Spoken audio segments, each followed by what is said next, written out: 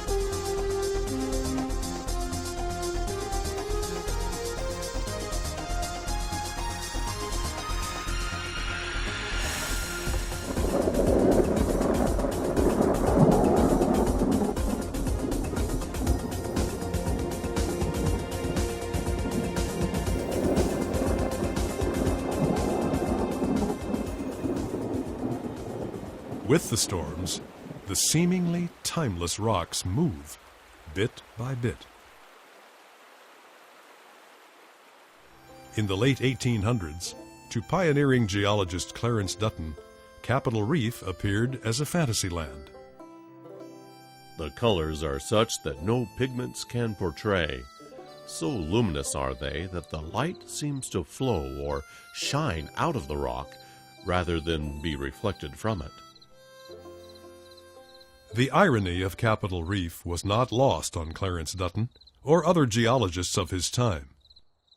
They knew that the fantastic desert landscapes they saw were not just the result of aridity, of extreme dryness, but of water. In violent storms, in flash floods, and with every drop, water has left its mark on the desert.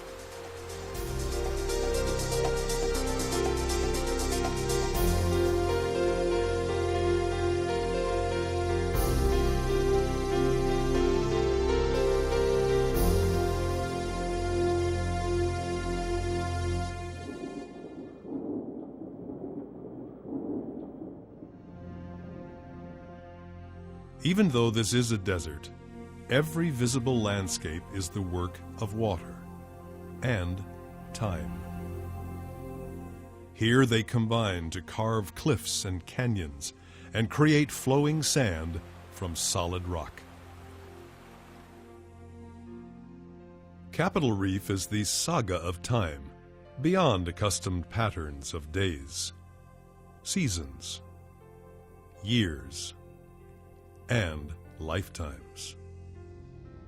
A story played out through almost trackless time, through long-lost landscapes and seascapes. A story where the only constant has been water. Reading the rocks, geologists have determined that for much of its history, the land remained near sea level, at times tropical and forested, desert or seashore, and at other times slipping back beneath the sea. Geologists estimate that around 65 million years ago, everything changed, and on a massive scale. The slow westward movement of the North American continental plate collided with the Pacific plate, forcing a huge block of land upwards. The Colorado Plateau rose, on average, between 4,000 and 7,000 feet above sea level. For the most part, the ancient sedimentary rocks of the Colorado Plateau remained level and relatively undisturbed. Though intact, not all of the Colorado Plateau was spared. Layers of rock rose and broke at wild angles. The sharp ridges of Capitol Reef are believed to have formed between 65 and 50 million years ago, but remained far beneath the surface. hidden from view by overlying rock strata. It was water erosion after untold millions of years, which eventually stripped away the layers of rock above to reveal the warped and folded rocks below, the rocks that now make up Capitol Reef. Capitol Reef's water pocket fold is the longest and best example of what geologists term a monocline in all of North America. In the desert, even the name Water Pocket Fold hints at something out of the ordinary. A 100-mile-long barrier, the folded rock escarpment traps water from infrequent desert rains in slick rock basins and deep canyons. Long ago, the Fremont River was already in place, cutting its channel and forcing its way through the overlying rocks of Capitol Reef. A slender oasis of life in the desert. It is still one of the few passages through the Water Pocket Fold. Along the river, the land is almost always moving. With the passage of seasons and storms, sand moves toward the Gulf of California. Away from the river, the subtle influence of seeping water and wedging ice chisels, textures, and shapes rock surfaces.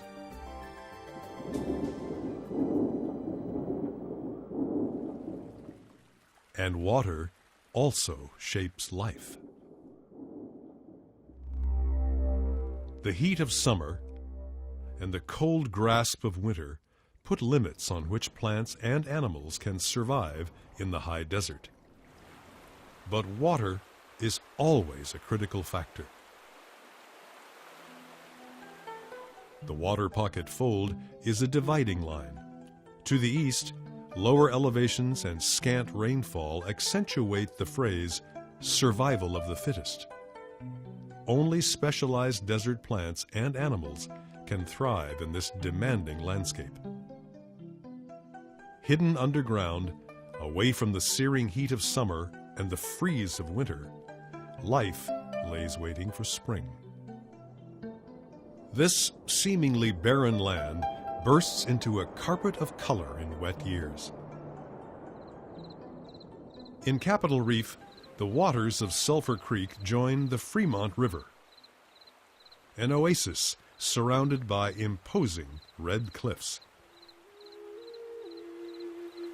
For perhaps as long as 13,000 years, the Fremont River has drawn human inhabitants of this land to its banks. The first were nomadic wanderers, Paleo-Indians. Named after the river, the Fremont culture left their marks on the walls of Capitol Reef by 700 AD in the form of pictographs and petroglyphs. By 1100, they shared many traits in common with the ancestral Puebloan culture to the south and east, the builders of the cliff dwellings of Mesa Verde, and across Boulder Mountain at Anasazi Village. Like the ancestral Puebloans, they grew crops of corn and squash. The Fremont people left images inscribed and painted on rock faces, in styles that separate them from other prehistoric peoples of the region. Mysterious, spirit-like beings stare back from the centuries. Small, unfired clay figurines are also unique to these people, but their meaning has been lost in time. By the year 1300, they moved on, part of an exodus or dispersal of Indian peoples from the Four Corners area. For centuries afterwards, nomadic tribes, including the Ute and Southern Paiute, used streams as passageways through the Water Pocket Fold. In a lifestyle that followed game and the seasons, they moved upslope and downslope between deserts and mountains. Yet, almost everything about this land remained unknown to the outside world until 1853. Army explorer and later politician John C. Fremont, led an effort to discover and map the secrets of this high plateau country. A woodcut drawing is the first recorded image of Capitol Reef. In the 1860s, the search for riches drew prospectors from across the Southwest to the stone walls of Capitol Reef.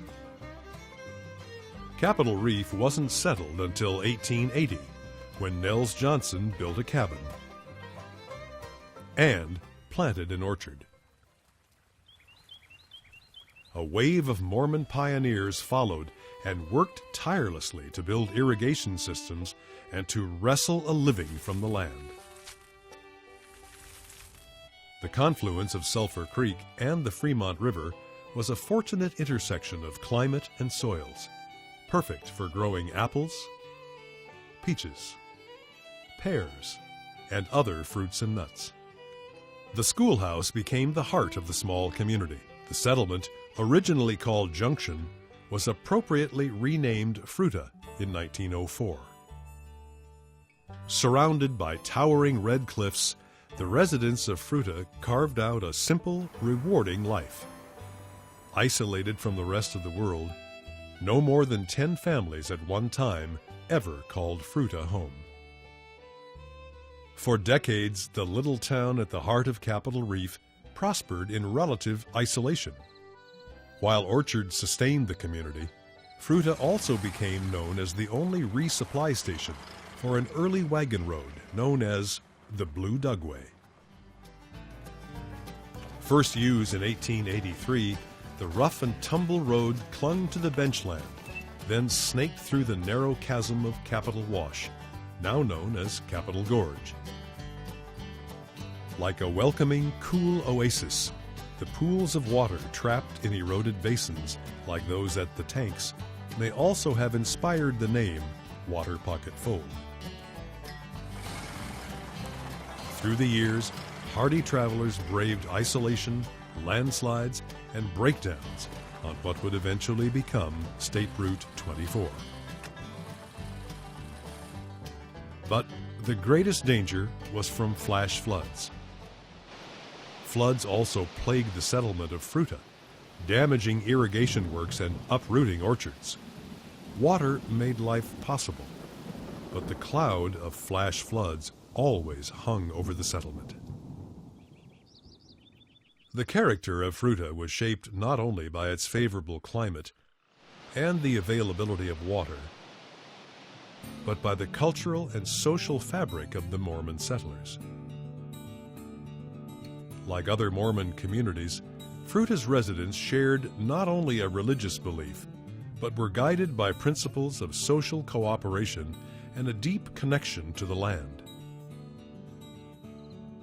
Frontier life demanded self-reliance and innovation, if only just to make do. The rugged and remote canyon country also attracted desperados. Butch Cassidy.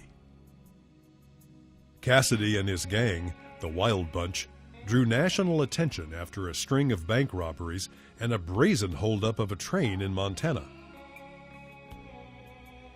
Though no hard evidence places Butch Cassidy at Capitol Reef, local lore claims the outlaw passed through here. The one-room log schoolhouse, built in 1896, served as a school for the children and a social center for Fruita's residents. Schooling concentrated on the basics, and class schedules accommodated planting and harvest times. The last classes were held in 1941, when the school closed its doors for the last time, at the outbreak of World War II. December 7th, 1941, a date which will live in infamy. The outside world finally closed in on the tiny, isolated settlement at the base of the towering red rocks. After the war, life was somewhat different in Fruita. With fuel rations over, prosperity and automobiles brought more and more visitors. The Gifford House was a meeting place for neighbors. Quilting brought the women of the settlement together. A season of farming was followed by the harvest of fruits for sale and barter to neighboring communities, or for shipment to outside markets. Beyond the fruits of the orchards, garden vegetables were preserved for the winter months. Hunting and grazing always formed a part of life on the frontier, even in farming communities like Fruita. On almost every farm, the smokehouse was vital in the curing and preservation of meat. Self-reliance, a hallmark of almost all early isolated communities in Utah, required the ability to repair broken equipment and to fashion parts out of metal. Blacksmiths and forges were necessary to farm and ranch life. Fruita recalls a way of life that defined early settlement in Utah, preserved in Capitol Reef National Park. The preservation effort goes back to the 1920s, focusing on the creation of a park that would encompass the Water Pocket Fold.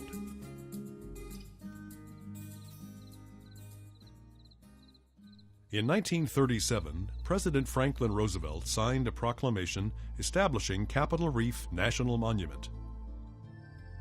The monument was enlarged several times, and in 1971, it became a national park. Now, Capitol Reef preserves both the geologic past and the human past of this fascinating feature known as the Water Pocket Fold. It also protects species of plants and animals that seek refuge in this special place. It is here, in the desert, where water is so scarce that it becomes so valuable. It is here, on the naked landscape of rock and soil, that its power is so clearly seen. Everything in Capitol Reef is defined by the work of water, the landscape, the plants and animals, and even the lives of the people who settled here.